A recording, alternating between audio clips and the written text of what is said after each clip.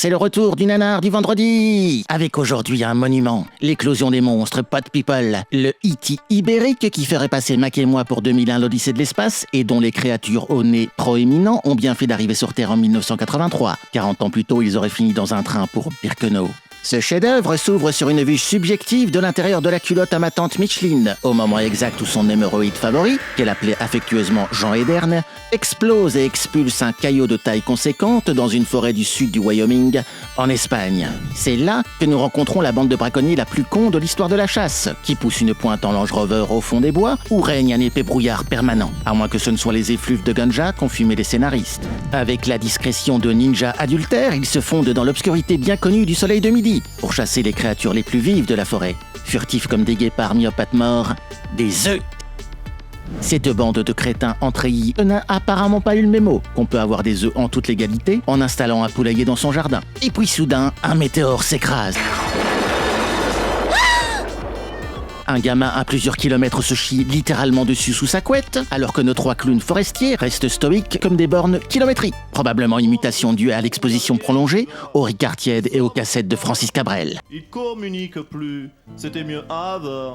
Ce météore dispose d'une porte high-tech en vrai vomi tempéré, qui s'entr'ouvre comme un sphincter cosmique hésitant, dévoilant une cavité béante au relent de placenta grillé. L'un des braconniers pénètre l'ouverture sans la moindre goutte de lubrifiant et tombe sur des œufs géants, sointant comme des testicules d'autruche. En craquant l'un d'eux, il découvre un embryon extraterrestre qui ressemble à s'y méprendre à un étron humide de caniche nain trempé dans du gel douche senteur tropicale. Le braconnier se met alors à dégommer les œufs, comme un athée militant bien décidé à ruiner la fête de Pâques. Problème, ces œufs-là, c'étaient les gamins de la mère Alien, visiblement plus investi dans l'élevage de sa progéniture que dans l'épilation interstellaire. L'extraterrestre le tue sans cérémonie, puis transforme son crâne en ocarina. Ses potes bouseux n'auront pas plus de chance, et en tentant de capturer la créature avec la légendaire technique du camouflage derrière un muret, ils se feront eux aussi transformer la gueule en courant d'air.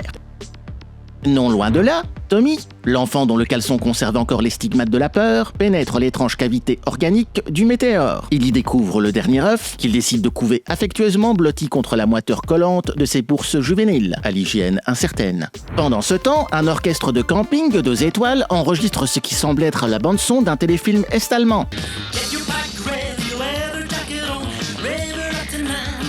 J'ai entendu des enregistrements de torture dans des prisons turques qui étaient plus mélodiques que cette track. Le chanteur de cette formation, qui a été éliminé de The Voice face à un pédophoque, est charismatique comme une serviette éponge qu'on utilise pour l'arrêt du cul. Pour plus de clarté, appelons-le Émile Presley. Et l'ami Émile, c'est un adepte de la critique constructive. Dégueulasse! Et qui a dit que les rockstars passaient leur temps à sniffer de la coke sur des vinyles en or et à baiser des groupies dans des hôtels 5 étoiles? Nos héros, eux, préfèrent le luxe d'un mobil-home humide au fond des bois pour un week-end fait de saucisses trop cuites, d'eau tiède et de conversations gênantes autour d'un feu qui refuse de prendre. Entre 2 marshmallows incinérés, la tension monte. Une remarque acide sur un steak trop ferme et voilà une choriste qui craque. Elle fouille dans la nuit, son honneur carbonisé, et trouve la seule falaise du coin pour y conclure son set final. Le groupe vole à son secours avec tout le savoir médical qu'on peut acquérir entre 2 chipots grillés. Car comme chacun sait, en cas de traumatisme crânien, le protocole est simple. Retourner la victime immédiatement et la secouer comme une bouteille d'orangina. Il tente ensuite de soigner son hémorragie interne en appliquant un plaid sur ses genoux et en lui brûlant la langue avec du whisky. Quant à l'idée de l'emmener à l'hôpital, hors de question, c'est loin. Rick, l'hôpital est à plus de 50 km. C'est fatigant. Et puis, elle respire encore un peu, non? Le groupe trouve finalement refuge dans la maison de Tommy, un gîte perdu au milieu de nulle part, isolé par une tempête de brume molle. C'est à ce moment que l'œuf alien éclot, libérant une sorte de tapir cosmique avec des yeux de chaton shooté au sirop pour la toux. On ne sait pas bien s'il veut te faire un câlin ou aspirer ton âme à la paille. Tommy, visiblement en manque de repères affectifs solides, succombe au charisme moite de ce doudou venu d'ailleurs et le nomme Trompette, rapport à sa grosse trompe. Enfin, j'espère. L'enfant prodigue à la créature de la nourriture d'origine douteuse, car Trompette grandit comme un Furby qui aurait bouffé de la levure Monsanto. À ce rythme-là, dans 20 minutes, il aura des poils aux couilles et une mutuelle d'entreprise. D'ailleurs, la créature montre déjà tous les signes d'autodestruction propres à l'adolescence et se met à sniffer des rails de cacahuètes salées. Et là, c'est le basculement.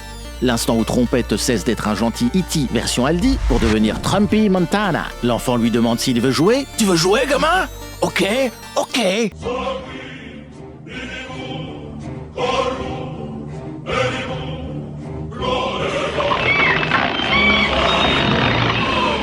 vais prendre ton âme, je vais prendre ton âme. De leur côté, les Beatles du Pôle emploi tentent de garder la tête froide. L'une de leurs amies vient littéralement de mourir quelques minutes auparavant, ce qui ne les empêche pas de rester pragmatiques et concentrés sur les vrais problèmes de la vie. Joyeux week-end. Pas un mec, pas de musique et pas de télé. Cette bande d'abrutis a un instinct de survie aussi développé qu'un papillon de nuit face à un grille-pain allumé. Un coup de feu se fait entendre. « Vite, je vais me doucher pendant que tu te brosses les cheveux !» La mère à Trumpy n'a donc aucun mal à déglinguer cette belle brochette de connard. Emile Presley entre alors en mode full badass, le regard noir, le slip tendu, bien décidé à se faire la peau velue de cette poufiasse intersidérante. Tommy, paniqué à l'idée que son doudou, Cacahuètoman, se fasse trouer comme une passoire par ce ténor de supermarché, décide de le déguiser. Résultat, la créature ressemble désormais à Rocco Siffredi, qui ferait le poirier avec un anorak sur le cul. Trumpy finit par retrouver sa mère, mais elle n'est pas joasse, car le morveux est sorti sans demander la permission. Tommy essaye bien d'amadouer la bougresse, en lui caressant ses nichons poilus. T'es gentil. Tous les deux, on est amis. Je suis pas comme les autres. Mais rien n'y fait. Et après qu'elle ait tué le papy de Tommy, d'un seul coup, bien placé dans la poche à urine de ce vieux débris, Emile n'a pas d'autre choix que de faire carton plein sur cette hystérique qui se transforme alors en une fine couche de merde.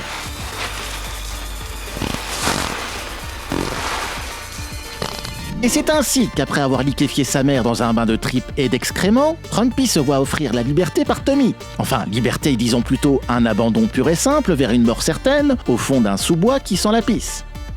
Et c'est sur cette fin, qui n'est pas sponsorisée par la SPA, que se termine notre brillante analyse cinématographique. Si tu t'es marré, n'oublie pas de lâcher un petit pouce, ça fait toujours plaisir.